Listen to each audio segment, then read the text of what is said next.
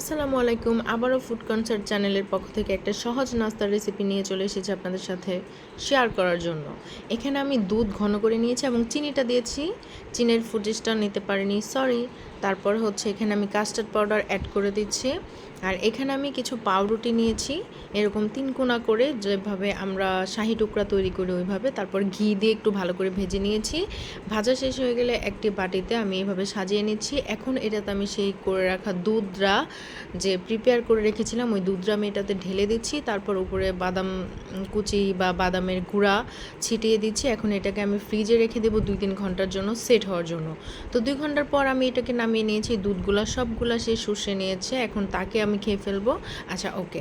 আপনারা যারা বাচ্চাদেরকে সহজেই নাস্তা দিতে চান, কম কম সময়ে নাস্তা তৈরি করে খাওয়াতে চান, আপনারা কিন্তু এটা মাস্ট বি ট্রাই করতে পারেন এবং এটার টেস্টটাই ছিল অসাধারণ।